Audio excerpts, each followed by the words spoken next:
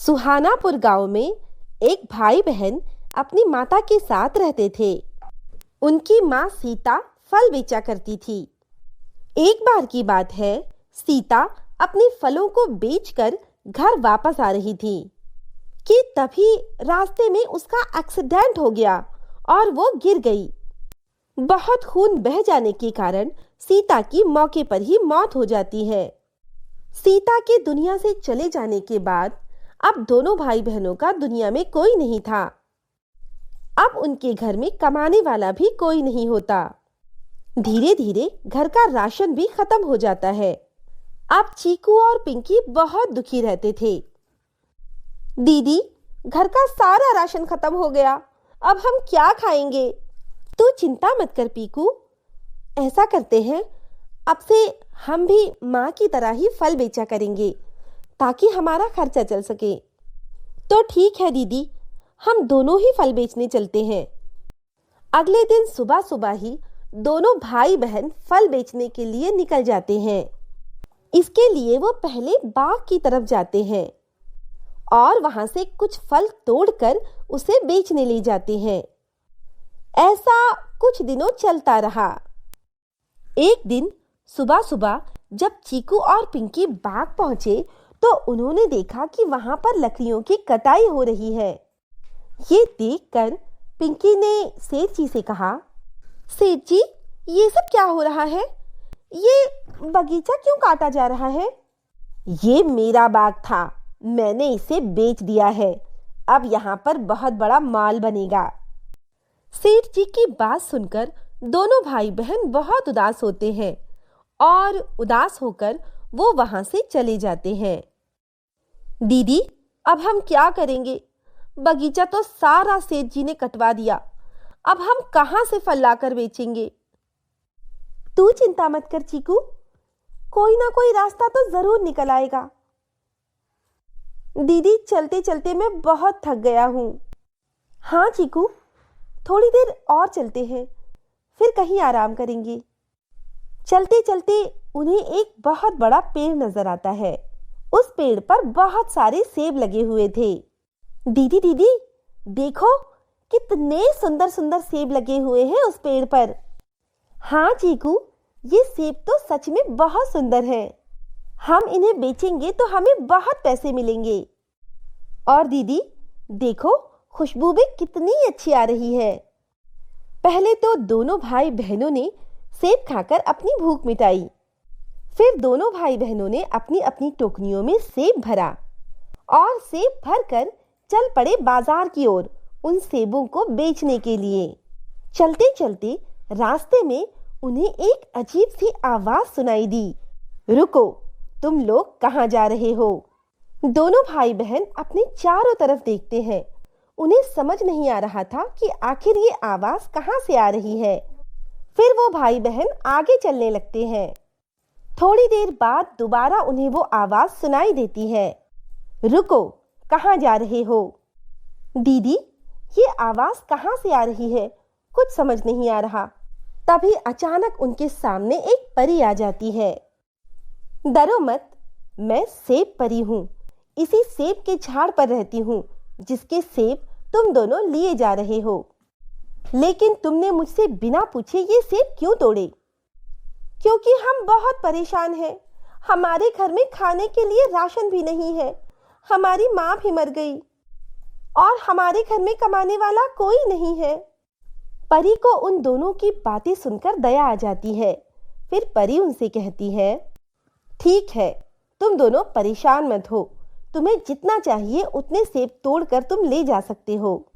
सेब परी, क्या आप इसी सेब की झाड़ पर रहती हैं? हाँ, मैं इसी सेब के झाड़ पर रहती हूँ और रोज शाम को परी बनकर बाहर आ जाती हूँ। तुम दोनों बहुत अच्छे हो।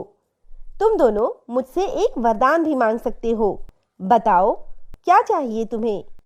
परी सेब, आपका बहुत बहुत शुक्रिया, लेकिन अभी तो हमें कुछ नहीं चाहिए। आपने हमारे खाने का इंतजाम तो कर दिया। सेब बेचकर हमारा घर चल जाएगा। हाँ, वक्त आने पर हम अपना वरदान आपसे मांग लेंगे। ठीक है, जैसी तुम्हारी इच्छा। इतना कहकर परी सेब वहां से गायब हो जाती है और दोनों भाई बहन उन सेबों को लेकर वहां से शहर चले जाते हैं। देखते ही देखते उनके सभी सेब बिक जाते हैं और उन्हें उन सेबों के अच्छे खासे पैसे मिल जाते हैं। एक बार की बात है, राजा समरचंद का बेटा नील बहुत बीमार था। उसके इलाज के लिए बड़े बड़े वैद्य हकीमों ने अपनी जान लगा दी, परंतु कुछ नहीं हुआ। कोई समझ नहीं पा रहा था कि आखिर राजकुमार को हुआ क्या है। राजकुमार ना ही तो उठते थे और ना ही किसी से बात करते थे, बस वो बिस्तर पर सोए रहते थे। तभी अचानक से गली से आवाजें आती है, सेब ले लो सेब, सेब ले लो सेब। सेब की खुशबू राजमहल के अंदर तक पहुंच रही थी। उन सेबों की खुशबू से युवराज बहुत ही अच्छा महसूस कर रहे थे और उनके चेहरे पर मुस्कुराहट भी थी। राजा समर ने अपने सैनिक को आदेश दिया कि वो जाकर उन सेब वालियों को बुला कर ले आए। सैनिक उन दोनों को लेकर राजा के महल पहुंचा। सेब के अंदर आते ही युवराज के चेहरे पर हंसी आ गई और आंखों में चमक आ गई। राजा समर ने राजकुमार से कहा, राजकुमार देखो इन सेबों को, कितने सुगंधित और कितने खूबसूरत हैं। हमने इन्हें आपके लिए बुलाया है। युवराज ने जैसे ही उन सेबों को देखा, वो उठ बैठे और अपने पिता से बताने लगे, पिताजी, एक बार मैं घूमते घूमते जंगल के किनारे वाले बाग में पहुंच गया था। वहां मैंने सेब का एक पेड़ देखा जो बहुत खूबसूरत था। मैंने आज तक वैसे सेब कहीं नहीं देखे थे। मैंने उन सेबों को तोड़कर खा लिया। उन सेबों को खाते ही मुझे झटके लगे, तो मैंने गुस्से में आकर उस पेड़ की टहनियां कटवा दी, बिना ये सोचे कि आखिर ये झटके कौन दे रहा है और ये किसका पेड़ है। तभी परी सेब मेरे सामने आई और उन्होंने मुझे बीमार होने के लिए श्राप दे दिया। पिताजी, ये वही सेब हैं जिनकी मैं बात कर रहा हूँ। मुझे परी सेब ही ठीक कर सकती हैं।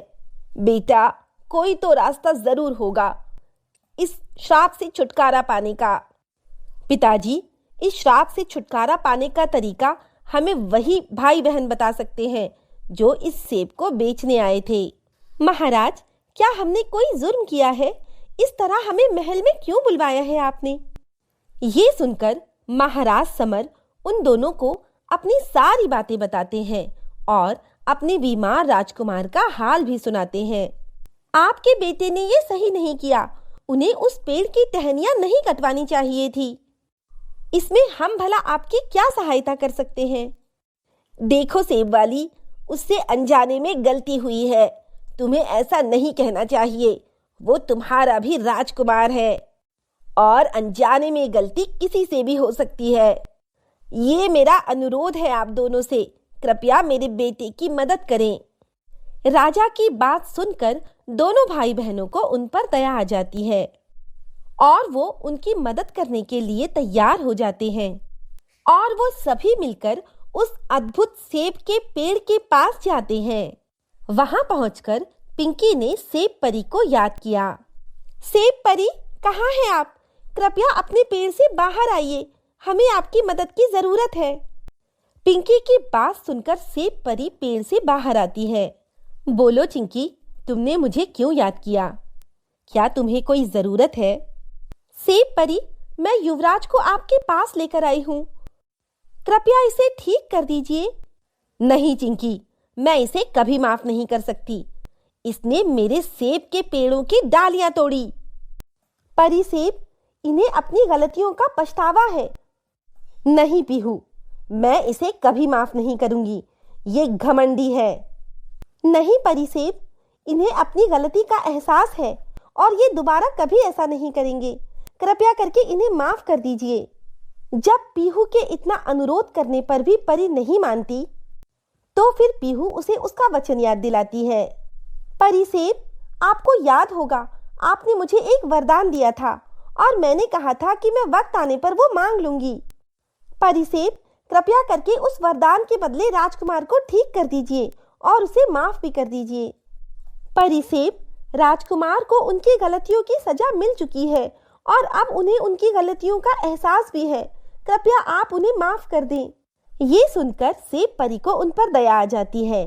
सेब परी उन्हें माफ कर देती है और अपने जादू से राजकुमार को ठीक भी कर देती है। राजकुमार के ठीक होते ही सभी लोग बहुत खुश हो जाते हैं। वो परी को धन्यवाद देते हैं और खुशी खुशी वापस लौट आते हैं। तो दोस्तों, कैसी लगी आपको हमारी कहानी? अगर पसंद आई हो तो लाइक, शेयर और सब्सक्राइब करना ना भूलें और ऐसी ही कहानियाँ देखने के लिए बने रहें हमारे चैनल पर।